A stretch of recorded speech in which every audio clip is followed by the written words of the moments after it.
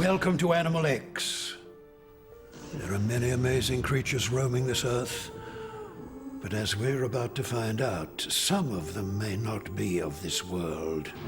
Amongst this mist was something that looked exactly like rats. When they looked down, of course, there's nothing there. I became desperate for some kind of a sign that it was okay to have this other horse. Ghouls, poltergeists, and things that go bump in the night. We've all heard the ghost stories before, but what about spirits that take an animal form? Animal X is going ghost hunting, our quarry. Animal entities and four-legged phantoms from beyond the grave.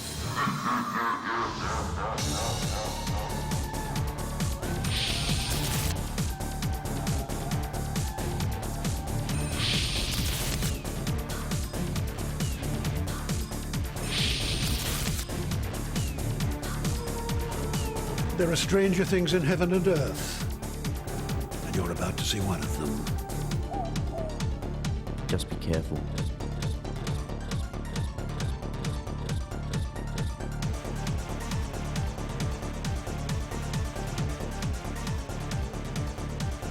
Careful. No animal, no matter how precious, can live forever. But what happens after death? Do animals have souls? Can they live on even after their bodies have died? Big question, my darlings. Yeah, I think there was definitely a presence there. It felt as though there was a dog sitting next to us, or standing next to us, even though there wasn't one there. It felt like there was something there. What? You don't believe? Pets returning from beyond the grave? There have just been too many reports of ghostly close encounters to dismiss the possibility. Our Natural Mystery Unit investigators are on a quest to see for themselves whether animal ghosts truly exist. Daniel and Natalie are in England. London is rich in history, but no place in Britain is said to be more haunted than Pengersick Castle in the Cornish countryside. Join us if you dare.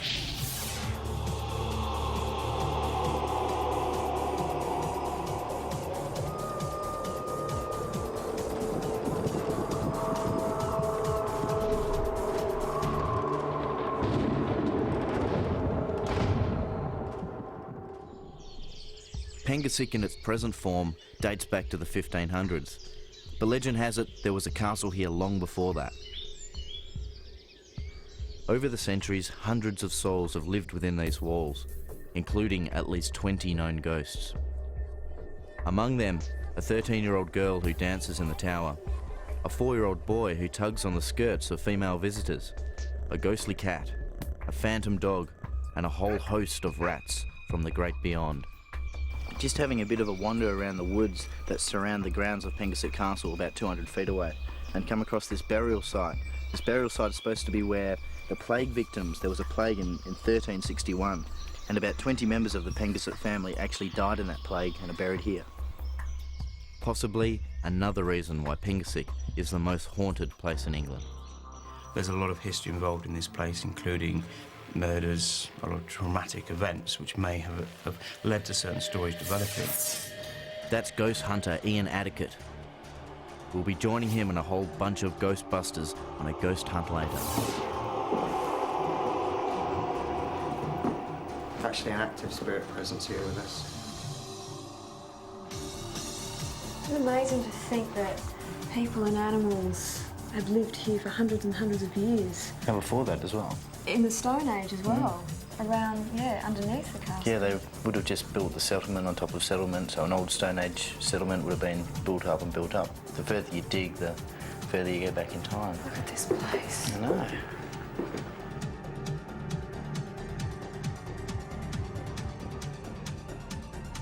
It'd be good to stay the night and see what happens. Won't it?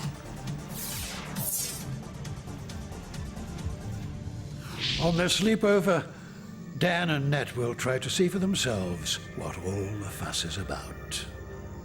Brave souls. But first, let's meet the castle's 80-year-old owner, Angela Evans, and her ghost-hunting cat, Alexander. Science knows that animals are able to access much more of their brains than humans can, but does this extend into paranormal sensitivity, or is Alex the cat exceptional? Every year, thousands of people visit Pengersick Castle. Many of them come here just to go ghost busting. Not all the ghost hunters here at Pengersick are human. Alexander the ghost hunting cat has a reputation far beyond his size. Alexander's most famous hunt involved an incident with ghostly rats, here in the grounds of Pengersick. So tell us about the rats and Alexander's encounter with the rats. Well, that was a very odd circumstance, sis, because that must have been something, because we had this night, it was a miserable, autumny sort of night with a lot of mist about. These two groups came back absolutely gobsmacked to say that we've seen something that looks like rats in this mist that's circling around all the ground up there. And I thought, what a lot of rubbish.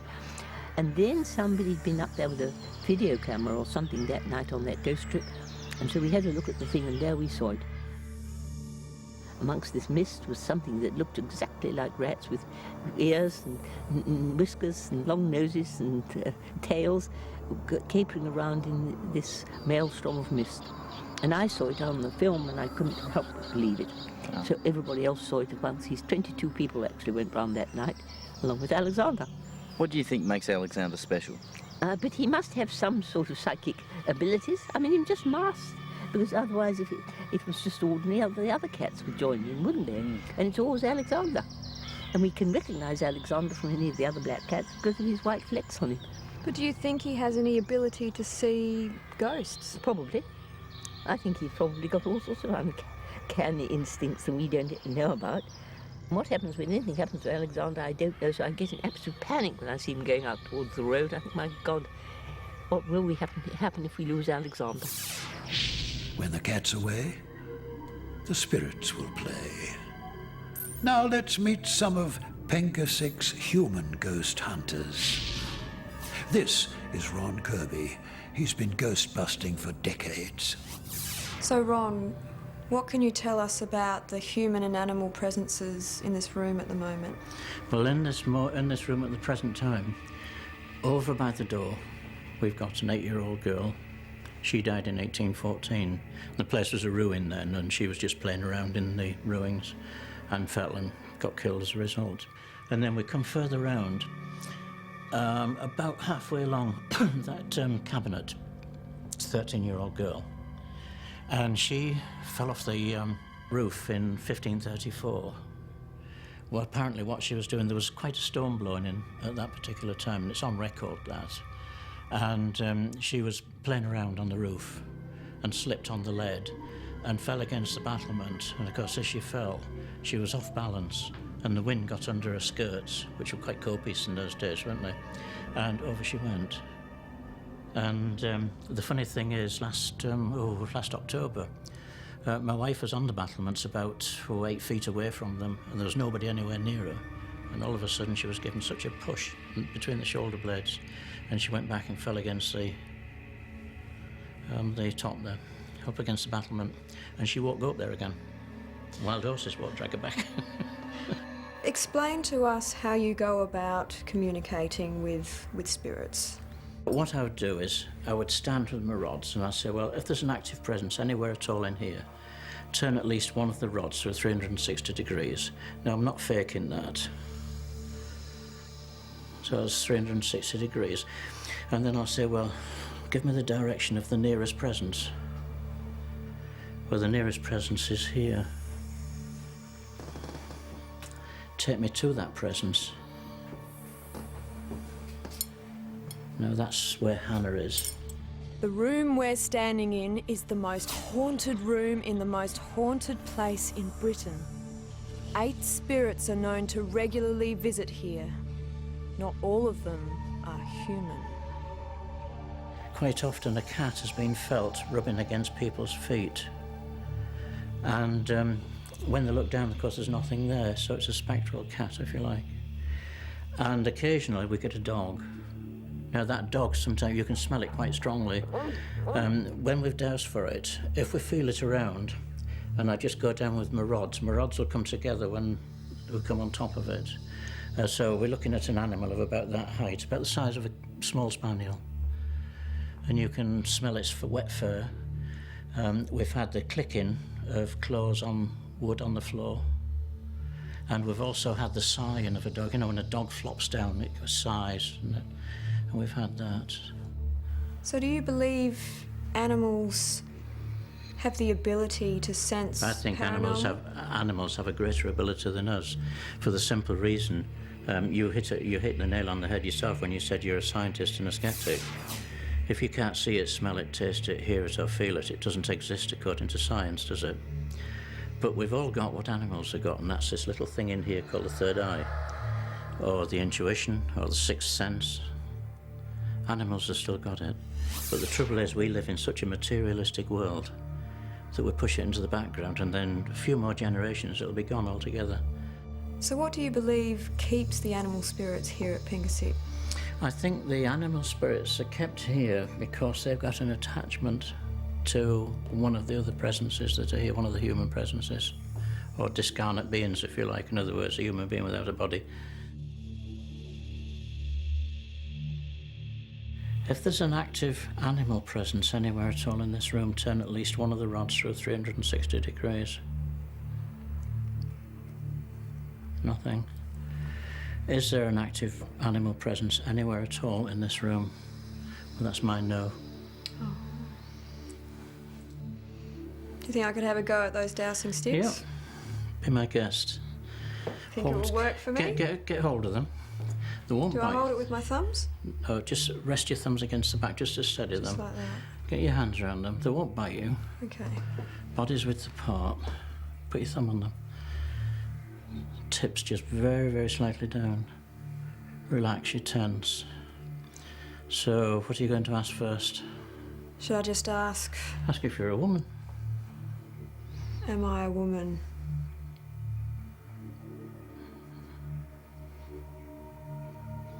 I think you're a woman, don't you? I'm not moving that at all. That's quite remarkable. I can't explain that. The Force is with her. While Nat's been reaching out to the spirit world, Daniel greets the rest of Ron Kirby's team and checks out their high-tech ghost-busting tools. So what kind of equipment do you use when you're looking for stuff? We actually use E.M.F meters quite a bit. What the E.M.F meter reading does is if there's any presences that are trying to manifest themselves or any energy that's there, it will actually pick up on it. We actually use laser thermometers as well, which will actually pick up on temperature readings. We've had quite significant temperature readings come up on these. They're very accurate. We've had temperature readings in one particular area that have been 20 degrees. We've gone to another particular area and they've gone down as low as -6. So what does it mean when you pick up temperature fluctuations like that? It can mean that a presence is actually there. What else have you got there? We also use digital cameras quite a bit. Orbs have been picked up on camera. According to the ghost hunters, orbs are pure energy, the remnants of past lives floating through our world. So you've been able to like photograph orbs in Pengersick Castle? Yep, we certainly have. In Pengersick we've picked up a lot of orbs, particularly in the bedroom, very active area. We've brought some of our own equipment as well, basically. This is a night vision camera, like very similar to what you've got there. Right. And basically mixed in with a motion sensor very similar, and basically once it's triggered, the camera starts rolling automatically. Oh, excellent. And yeah, so it's all self-automated. Yeah, so with a bit of luck we might find something if we're all put our heads together. Yeah. While Daniel and Cherie prepare the ghost hunting equipment, Natalie meets up with Ian Adicott, president of the Paranormal Research Organisation. So what do you think attracts so many spirits to this castle? It's very difficult to come up with a definitive answer. I would say that a lot of it may be to do with history. There's a lot of history involved in this place, including murders, a lot of traumatic events which may have led to certain stories developing, or perhaps you could look at it of a less sceptical point of view and say that maybe all of this traumatic events has created the ghosts actually being here. Daniel and Natalie are going to find out for themselves just how haunted Pengersick is by spending the night inside the castle. You can almost smell the history. Strange things start happening right away. Just as the crew is setting up for their shoot, they capture this eerie voice on tape. Listen to this and tremble. What was that? Did you whisper? Are you sure? Did you whisper, Jim? Yeah, right. I didn't hear any whisper. Are you sure you didn't whisper?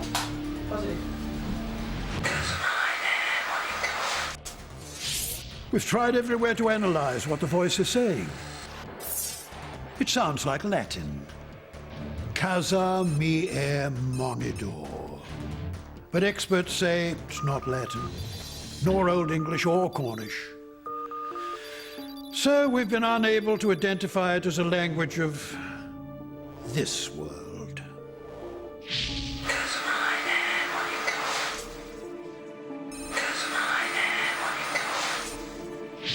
Let's get back to our haunted castle.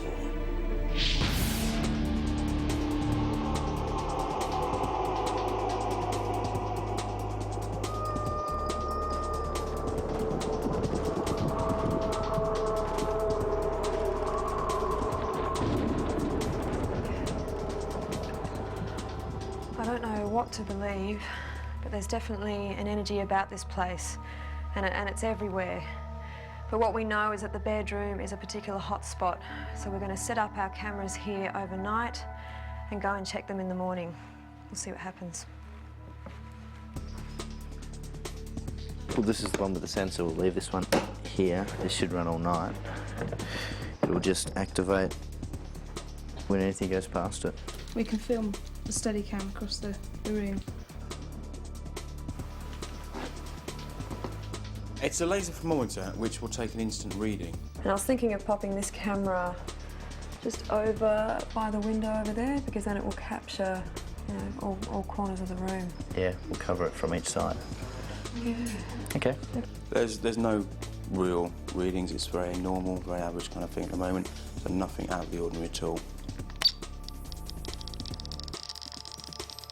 Nothing at all on the photos then. There was a slight reaction. I've got one rod moving.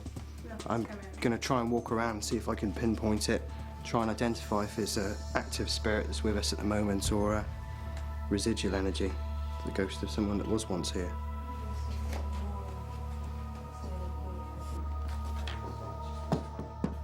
No, to be honest, Stuart, it's not picked up a single reading all night so far. Neutral, negative, nothing at all dramatic. Well, my darlings, things are looking a bit iffy in the spiritual world, so our ghost hunters are off to bed. Little do they know what waits for them in the morning.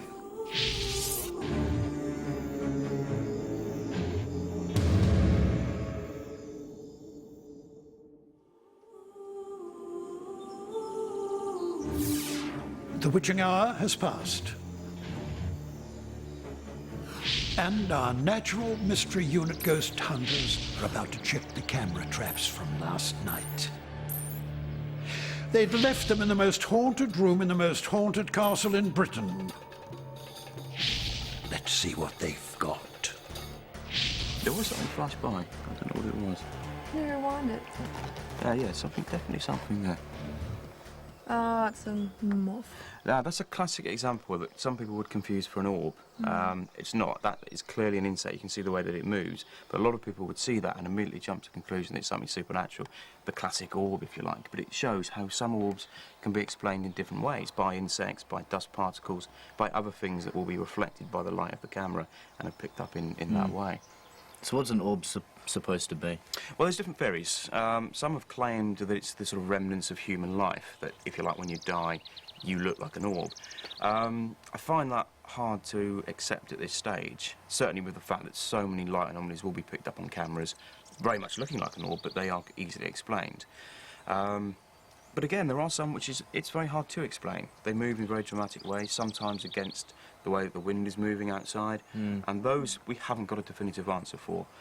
So you see them with the naked eye first and then take a picture of them, is that right? Or they just come up on... Often they just appear on the screen, and especially something like that, you may be in the room and see an insect, but you wouldn't see it in the same way as that. Obviously, you can see the light as well. But occasionally people do see a movement, maybe a flick of light in a corner, and an orb has appeared at the same time. Okay. So clearly the light can be seen. Is there any way you can tell whether it's a human or an animal orb?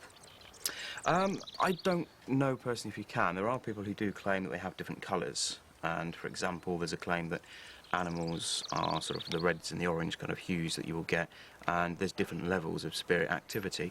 From a scientific point of view, there's no way of verifying that at all, but it's certainly an interesting theory. Do you believe that animal spirits exist? I think that there's no reason an animal spirit wouldn't exist any more than a human spirit. You know, animals that have their own personalities, their own sort of, the way that they do things, and they are often very intelligent. So if we can survive death, then I'm sure animals do just as much. So what's your theory on the paranormal? There are times when things can happen and you cannot explain them, and that is absolutely fascinating. And whatever the paranormal is, it intrigues me, it fascinates me, and I absolutely love the subject. Well, let's continue having a look at these tapes because I'm very intrigued. Yeah. So that's people coming into the room, checking it out? So we've got nothing on that one? No. Not as yet. Except this is in the morning. A mysterious triggering, that's about it. It just dies. Well, that's really? It. Well, no, usually it just cuts off generally. But Yeah, you it's watch very how smooth it's before, and that one just seems to just fade, like fades out with a lot of disturbance. It's a bit unusual when this camera stopped recording, it just petered out rather than just a quick cut like what it usually does. So it just stops and then suddenly switches to the picture and then stops again. Yeah, it's like the recording has... something's happened to the recording and then it comes back again. What could it be? I don't know, it could be a bad tape. I'm not sure. Daniel, is it normal to get this kind of thing happening to your stealth cameras? It's unusual, the fact that it's been recording and then the recording's dropped out and then come back again, but it just might be a camera fault. Ever seen anything like it before? I think the only time I've ever seen it is when the heads are dirty on the camera or something like that, and the camera needs a service and the recording's dropped out and come back again. So it could be that. You don't think it's something from beyond? I'm not convinced it's anything paranormal. It's probably just a technical glitch, I'm sure.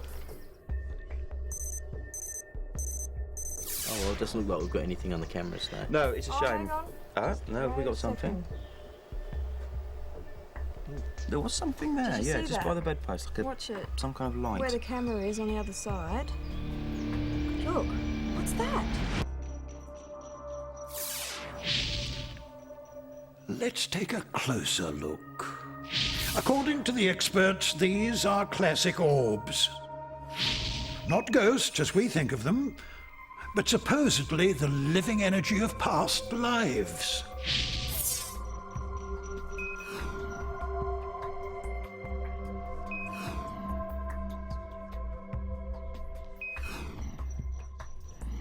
Daniel and Natalie have had some close encounters with the spirit world.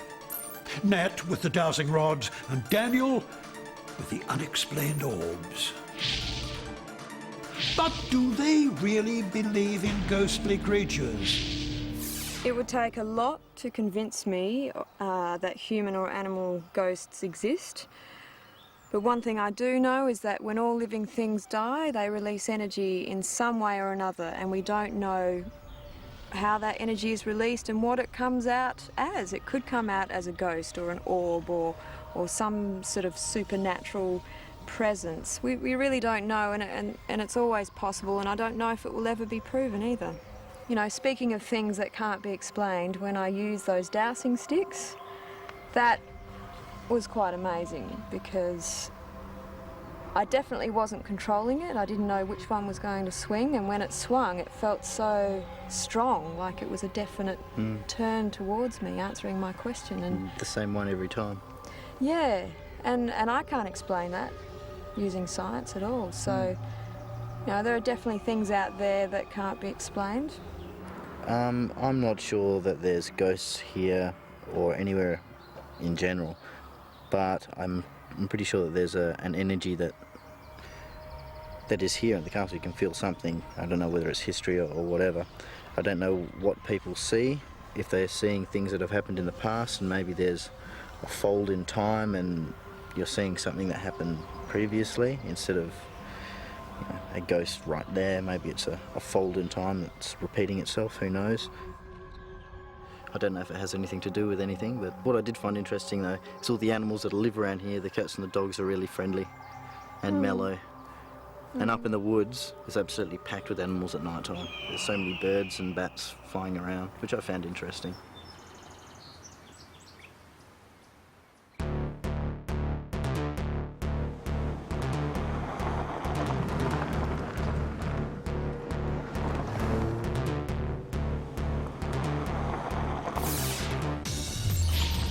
Daniel and Natalie are in the heart of Olde England, searching for evidence of animal ghosts. Today, they're on the trail of a bear from the great beyond. This is Verdley Wood, where legend has it the last brown bear in Britain was killed. Also, behind me are the ruins of an old castle. Now all that remains are just a few stones. Little is known today about Verdley Castle. All that remains apart from the stones is a rough floor plan held at the local council offices. It's not known who built it, but what is known is that the building was constructed more than 1,000 years ago. It was probably not a castle at all, but a hunting lodge. After the humans moved out and the lodge fell into disrepair, the ruins provided shelter for the wood's wildlife. There would have been deer and wild boars living here. There would have been wolves and squirrels, though not these grey squirrels. They were introduced into England and they killed off most of the native red squirrels. And of course bears.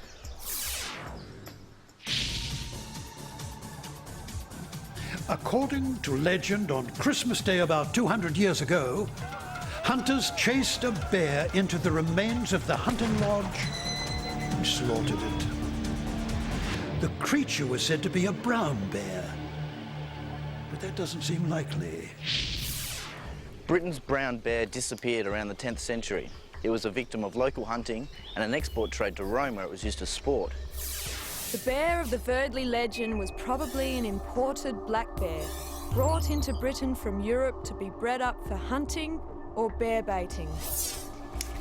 The legend says that the bear was beaten to death here and that every Christmas Day its ghostly cries can be heard echoing through Verdley woods. We're here to see if we can detect the spiritual presence of this unfortunate animal. Craig Hamilton Parker is one of Britain's leading psychics. He knows nothing about the history of the Verdley bear or this area. But by tapping into the psychic vibrations left behind, he'll try and recreate exactly what happened here all those centuries ago. Tonight, he'll finally settle the question, does Britain's last bear still haunt these woods, or is it just a legend? How do you get in contact with animal spirits in particular? Well, we get in contact through mediumship. I open my mind, I suppose we could say. I open the aura, which is like the energy field around us, and I become very sensitive to the influences around me. Are you able to feel the presence of the bear at all? What happens with places like this is people would imagine coming down here at night, the dead of night. It would be a very frightening place where I feel that you would feel like you're being watched and so forth. And I think there's still a sort of a feeling of the energy of hunting in the air around here. Perhaps that bear is a symbol in many ways, because that bear is the last of its species in this country. And we're living in a time where animals are being lost all the time like this. So, if anything, we should be afraid, but afraid of what it represents in some ways, because it represents the last of its kind. I think the energy here is one of non-concern about nature. People that lived here didn't have any feelings and thoughts about the animal welfare, and perhaps that's something we can learn from these ruins. It's like a symbol, I think, to me, anyway, of what could be for so many other species, perhaps. To prove that he's for real, Craig puts his powers to the test on Dan and Nat. First, Natalie, I've already been aware, while you've been sat there, of your grandmother on Spirit's side that was quite open to these things and quite a spiritual sort of lady. She's the side where your first interest in animals came from, I feel, because I feel she had an interest in animals herself. Does she keep cats? Yes. Right. Can I say she had in her life, I see 3 cats. Yes. Right. I also see one that seems to be sort of like it's got a fluffy tail, possibly a Balinese, or a fluffy type of cat that was the one that she would have liked most. Yes. Right. And she used to keep it on a little red cushion and things like that. It's almost like I'm being shown it on a little red cushion. Yes. I don't know what it is because it's fluffy. Right. You remember it, right? Yes. I'm going to now move on to Daniel. You had a whole range of love with different animals through your life, I am being told here. You have, there's dogs, I feel, with you. You extend your love to people, to all animals as well, because you have a affiliation with everything that's innocent, you know. And your life, too, is the same. Craig's hit the mark. Nat seems impressed. Craig was able to pick up that my grandmother owned 3 cats. And particularly the fluffy cat. She adored that cat, lived with her for years. It was pampered, just like he said. And yeah, perfect. How about you, Daniel? He picked up the connections I have with dogs and all animals in general. And one of my first jobs was diving with tiger sharks, and he picked that I was a diver and had a particularly dangerous job. Craig's never met Daniel or Natalie before today. There's no way he could have known any of those things unless his psychic ability was for real. The time's getting on, so let's see what happens when Craig Hamilton Parker and his psychic colleagues try to get in touch with the ghostly bear.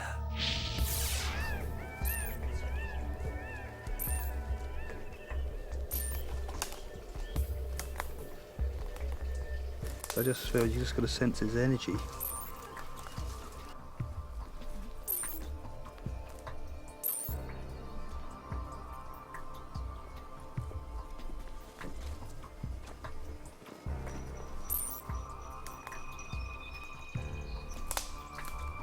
I think when you stop there, you can feel the energy. I think you feel, I couldn't work out if it was just the being in the forest, but I felt like you could feel the energy as you walked in there.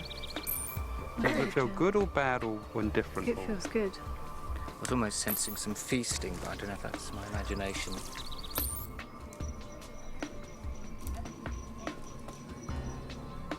But it's an interesting place, isn't it? Quite spooky. You can see why people feel it's a paranormal spot.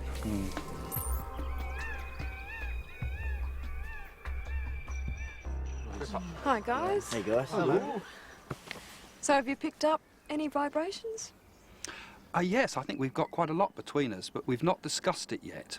I personally saw a fairly large hall area, and I felt as if there was a glass section, a glass window of some sort there.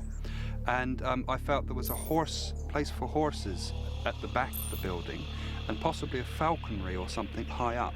I had a feeling that the building was it wasn't totally symmetrical. There was one side that was more like a turret. It struck me more like a very solid house with a turret of some sort at one corner.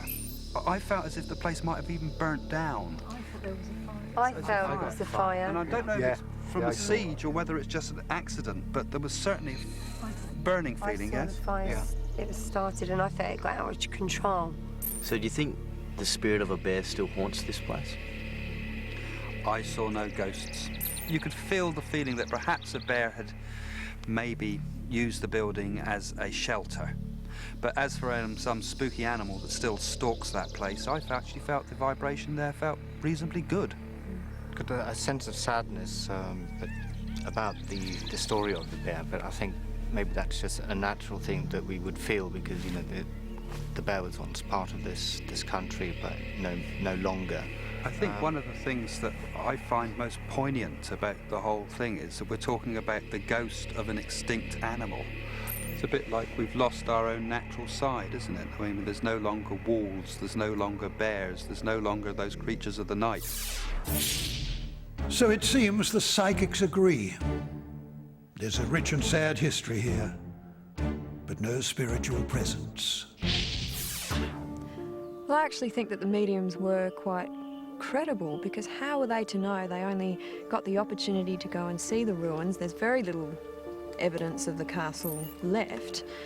There's not really many websites they could have gone to find out any extra information, so they managed to go into quite a lot of detail. And the fact that the actual legend about the bear, if it, you know, the last bear in Britain being killed in the ruins of Eardley Castle, I think if they were fraudulent about it, then they would have talked about, you know, the bear being in the castle and being killed in the ruins and all this sort of thing, but they didn't actually pick up on that at all.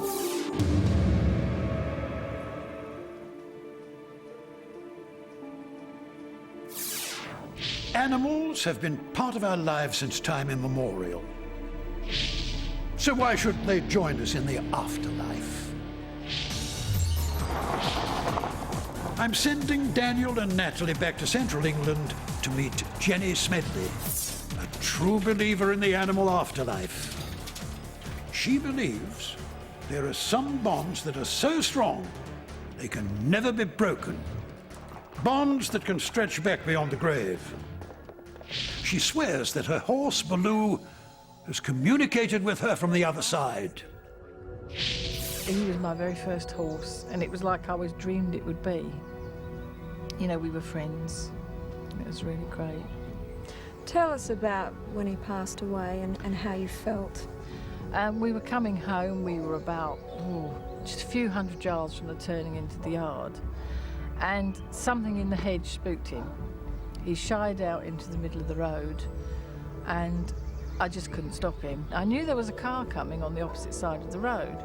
I had time to actually shout, "Stop, stop," at the car, but it was too late, and it hit him sideways on. I got thrown up onto the bonnet of the car, hit the windscreen, rolled off again onto the road, and I heard him cantering away. And I thought, I thought he was okay. But when I looked, he was carrying one hind leg out to the side. Sorry. That's okay, you got me crying as well. Animals, eh? There was nothing could be done. You know, a hind leg that's fractured near the top like that, they can't do anything for a horse. And that was it. My little friend was gone.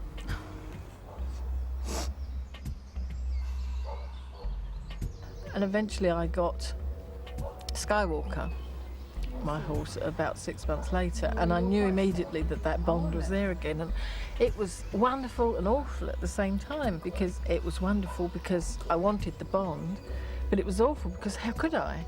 How could I have that bond with another horse? I never thought I would. So I became desperate for some kind of a sign from him that it was okay to have this other horse and to love it the way I'd loved him. So did you get a sign? I certainly did, yes. The next day I was in the stables with Skywalker, and I was grooming him in his stable. The hay net was hanging there ready, and I was thinking to myself, oh, I wish I could just be sure that Baloo doesn't mind, you know, that I've got this other horse. And out the corner of my eye I saw the hay net moving. It just took my breath away, because you know, you see it out the corner of your eye and then you turn around and it's still doing it, and you think, my God.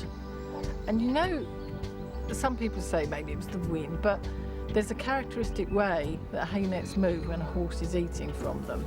They'll grab a piece of hay and tug it, and it'll move like that, and then they release the hay and the hay net will swing, and then they'll stop it with their nose. They'll grab another piece of hay, and this hay net did that for 5 minutes.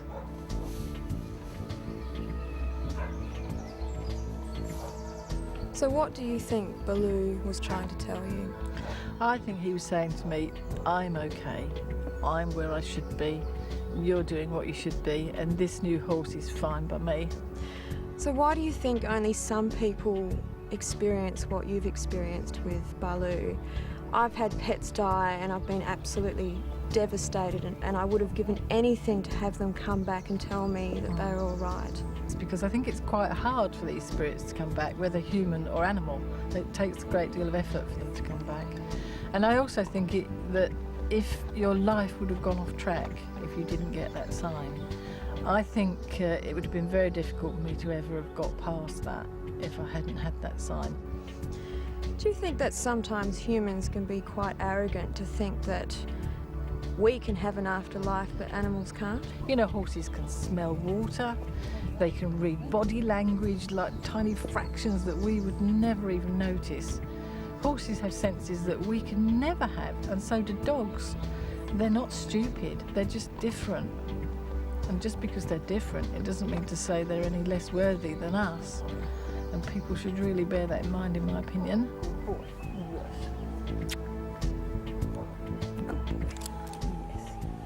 Her horse, Baloo, wasn't Jenny's only animal companion.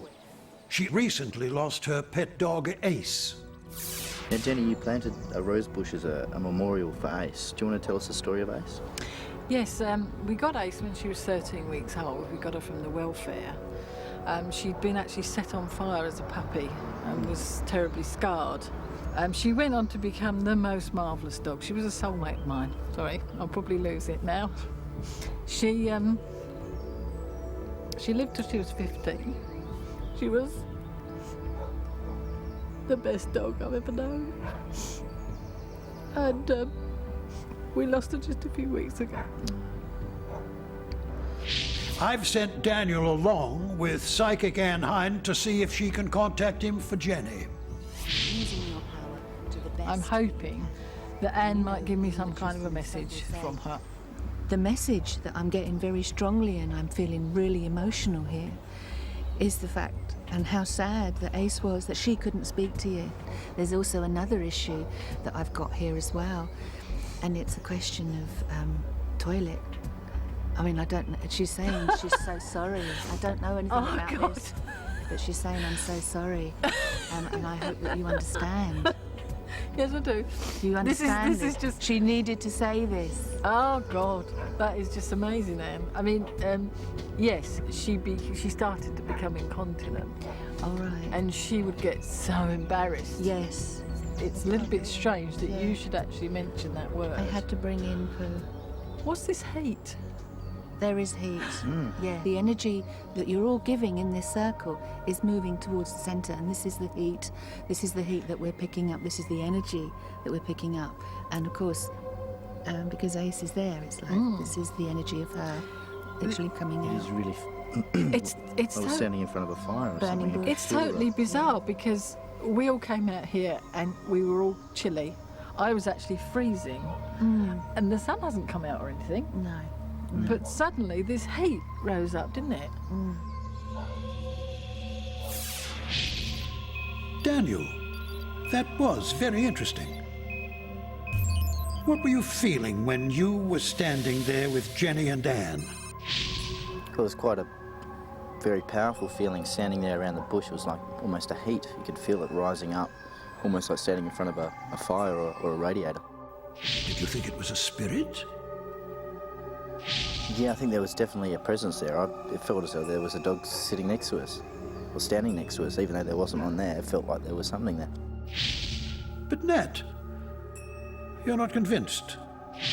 I believe because they were so emotional and they were crowded around this plant and the sun was out, that they might have felt as if they were feeling more heat than they did. I don't know, I'm not convinced.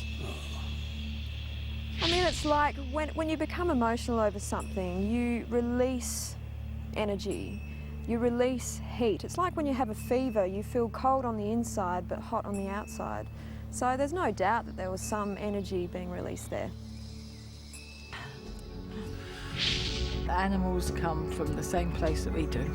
We are all made of the same stuff. And we have to have to take care of animals because they do have souls and they are progressing, and part of our progression is to help them.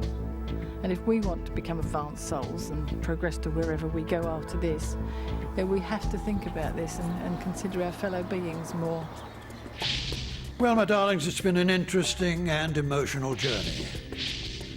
Is there animal life beyond death? With the number of ghostly creatures we've encountered in this episode, you'd think so, wouldn't you? Animals are our companions in life. Why shouldn't they join us in the afterlife? But what does our dynamic duo think? Before you set out on this journey, did you believe in animal ghosts? I think I've always believed that there's more than just the physical level. There's more than just flesh and bone and atoms, because it's just the atoms are just recycled and recycled over and over and over. And I've always believed that there's a higher level, and it's just reinforced that. So what happens when animals die? All I know is that a certain amount of energy is released, but I don't know what form that energy takes. But certainly if human spirits exist, then animal spirits must. I think if we knew the answer to that question, we'd be the most enlightened people on Earth. So, and there wouldn't be all these different religions and beliefs and things if we knew that, and I think life wouldn't be a mystery anymore.